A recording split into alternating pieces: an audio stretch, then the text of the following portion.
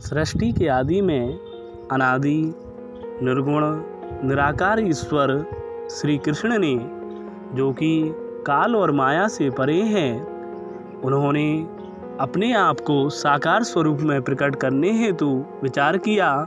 सो उन परमेश्वर ने सबसे पहले संकर्षण भगवान को प्रकट किया। तब उनकी गोद में गोलोक धाम प्रकट हुआ। गोलोक धाम में गोवर्धन पर्वत उनके वक्ष स्थल से प्रकट हुआ। इसके अलावा वृंदावन, कालिंदी नदी, यह सब श्री भगवान के अंगों से प्रकट हुए। और फिर भगवान के वाम भाग से एक तेज प्रकट हुआ, जो श्रीदेवी, भूदेवी, लीला देवी और विरजा स्वरूप था। उस तेज से यह चारों देवियां प्रकट हुईं। लीला देवी श्री राधा कही जाती हैं। परमेश्वर श्री कृष्ण ने इन सब की सृष्टि करके अपने शरीर से कई पार्षद गणों को उत्पन्न किया। राधा के शरीर से, उनके कलांश से कई गोपियां प्रकट हुईं। सो इस प्रकार से यह सारा गोलोक धाम गोप गोपीगण और कामधेनु गाय, कल्प वृक्ष आदि से भरपूर हो गया। इस प्रकार से श्री हरि ने सृष्टि के आदि में गोलोक धाम की सृष्टि की थी। अब हम गोलोक धाम में सभी देवी देवता कैसे पहुँचे उसका वर्णन करते हैं। आप सब लोग ध्यान से सुने।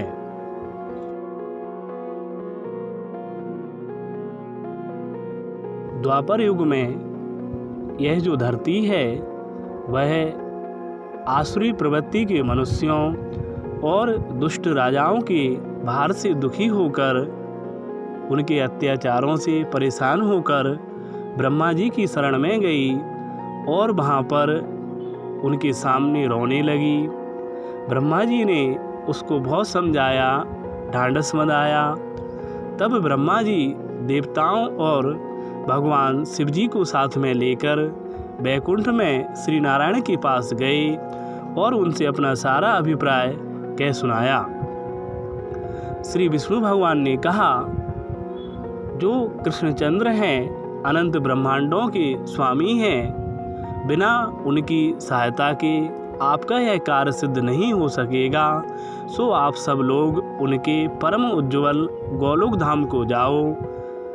तब ब्रह्मा और अन्य देवता बहुत आश्चर्य में आ गए और उन्होंने कहा, हे भगवान, हम तो आपको ही परिपूर्णतम तत्व समझते थे, परंतु यदि आपसे अतिरिक्त कोई और तत्व है सो आप हमें उसके लोक का दर्शन कराएं।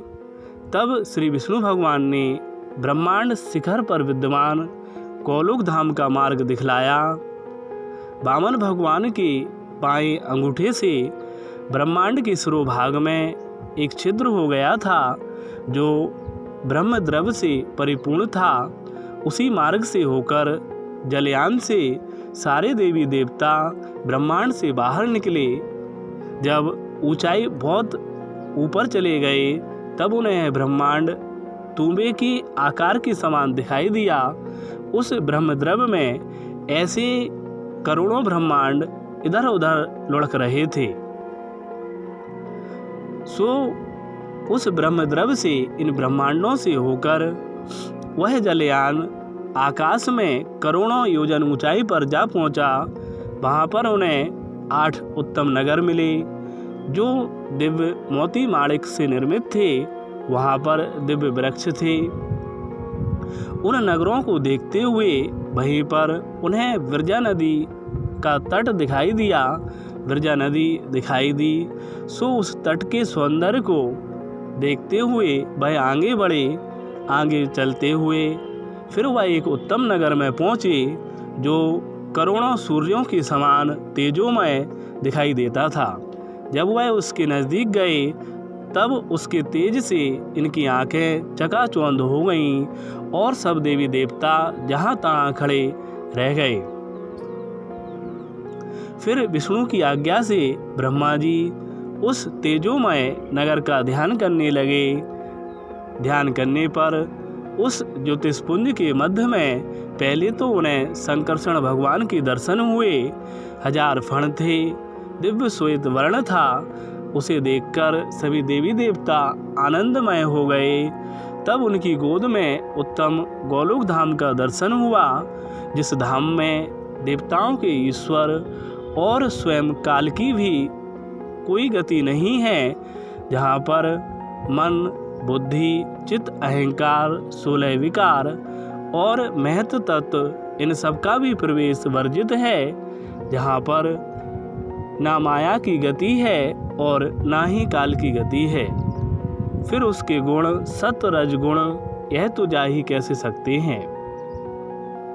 जब सभी देवता उस उत्तम धाम में प्रवेश करने लगे, तब कृष्ण जो पार्षदिका थीं, कृष्ण की जो गोपिकाएं थीं, जो द्वारपाल का कार्य करती थीं, उन्होंने उन्हें अंदर जाने से रोक दिया और पूछा, आप सब लोग किस ब्रह्मांड के वासी हैं?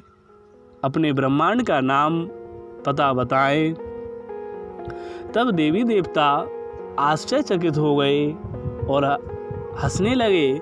कहा कि देवियों, एक ही ब्रह्मांड है और हम उसी ब्रह्मांड से आए हैं और इसके अतिरिक्त अन्य ब्रह्मांड नहीं है।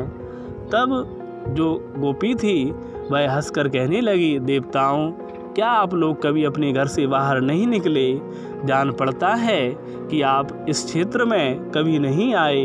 क्या आपको रास्ते में कई ब्रह्मांड नहीं दिखे?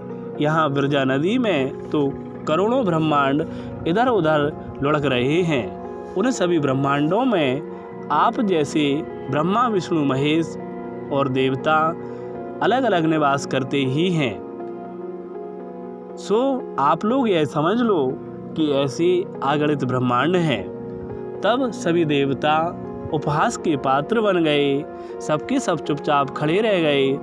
तब विष्णु जी ने कहा, देवी, हम उस ब्रह्मांड से आए हैं जहाँ पर कृष्णी गर्भ का अवतार हुआ है और जहाँ पर वामन भगवान का अवतार हुआ है। तब उन गोपियों ने विष्णु भगवान की प्रशंसा की और उन्हें जाने की आज्ञा प्रदान कर दी।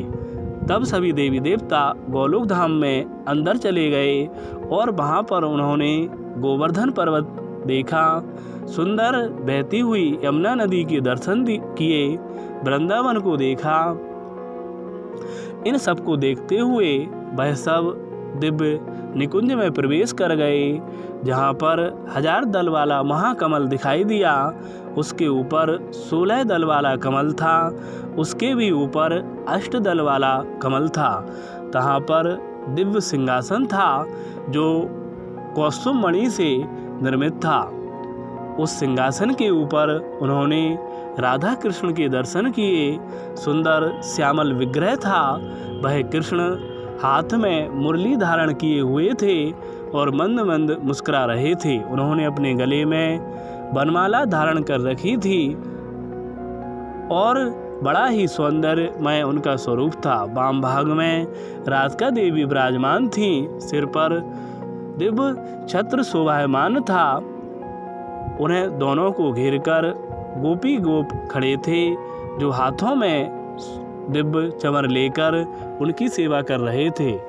ऐसे अलौकिक रूप के दर्शन पाकर सभी देवी देवता आनंदमय हो गए और उनका हृदय गदगद हो गया। वह सभी देवी देवता वहाँ पर कृष्ण आज्ञा से बैठ गए। इतने में ही वह क्या देखते हैं कि वैकुंठ अधिपति श्री नारायण श्री कृष्णचंद्र में लीन हो गए। थोड़ी देर बाद भगवान नरसिंह आए, वह भी कृष्णचंद्र में समा गए। फिर भगवान रामचंद्र जी आए, उनके साथ उनके भ्राता भरत, शत्रुघ्न, लक्ष्मण और जानकी देवी भी थीं। राम भगवान भी अलौकिक सूर्यों के समान तेजस्वी उन श्री कृष्णचंद्र में प्रवेश कर गए। फिर थोड़ी देर बाद श्वेत दीप अधिपति श्री हरि आए, उनके साथ लक्ष्मी देवी भी थीं। सो वह श्री हरि भी कृष्णचंद्र में प्रवेश कर गए। फिर यज्ञ पुरुष आए, उसके बाद नर नारायण आए। तो यह यज्ञ पुरुष और नारायण भगवान कृष्ण विग्रह में लीन हो गए।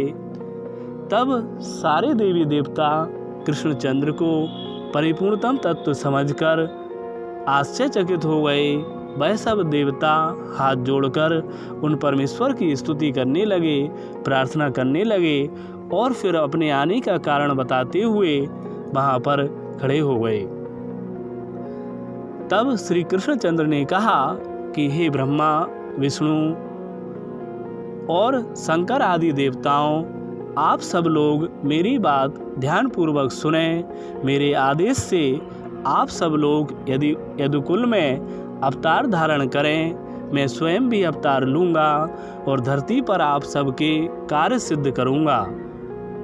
ब्राह्मण मेरे मुख हैं और साधु संत मेरे प्राण हैं, वेद मेरी वाणी है। जब धरती पर इन्हें कोई सताता है तब मैं इनके नाश हेतु स्वयं अपने आप को धरती पर प्रकट करता हूँ। जब इस प्रकार की बातें कृष्णचंद्र देवी देवताओं से कर रहे थे तब जो राधा हैं वह दुखी हो गई और उन्होंने समझा कि अब मेरा अपने स्वामी से वियोग हो जाएगा। तब वह कृष्णचंद्र से कहने लगी, हे स्वामिन, आप धरती पर देवताओं के कार्य से चले जाओगे तब मैं एक क्षण भी अपने प्राणों को नहीं रखूंगी। यह मैं सत्य सत्य कहती हूँ। सो श्री कृष्ण भगवान ने कहा, देवी आप दुखी मत हों, चिंता ना करें, मैं आपके साथ ही धरती पर जाऊंगा। इसके बाद ब्रह्मा जी ने कहा, भगवान, किसके यहाँ पर आप अवतार धारण करेंगे? कौन कौन से देवता धरती पर जाएंगे अपने अंशों से? सो आप हमें बतलाइए। भगवान ने कहा, हे देवताओं, मैं देवकी और वसुदेव के यहाँ कृष्ण रूप से प्रकट होऊंगा। मेरे जो अंश संकर्षण हैं वह रोहिणी के गर्भ से प्रकट होंगे और यह जो लक्ष्मी है वह भीष्मक के यहाँ उनकी पुत्री रूप से प्रकट होंगी। पार्वती देवी जाम्बवती के रूप में प्रकट होंगी और जो यह विरजा नदी है वह कालिंदी के रूप में उत्पन्न होंगी। इसके अलावा जो सुचंद हैं वह बृषभानु रूप से प्रकट होंगे और उनकी शक्ति कलावती कीर्ति नाम से धरती पर विख्यात होंगी। उनके यहाँ पर स्वयं राधा प्रकट होंगी और यह जो वसु नामक द्रोण हैं यह धरती पर नंद के रूप में उत्पन्न होंगे और इनकी शक्ति यह जो धरा देवी हैं वह यशोदा के रूप में प्रकट होंगी। इस प्रकार से भगवान श्री कृष्ण ने सारे देवी देवताओं को समझाया और उन्हें ज्ञान दिया।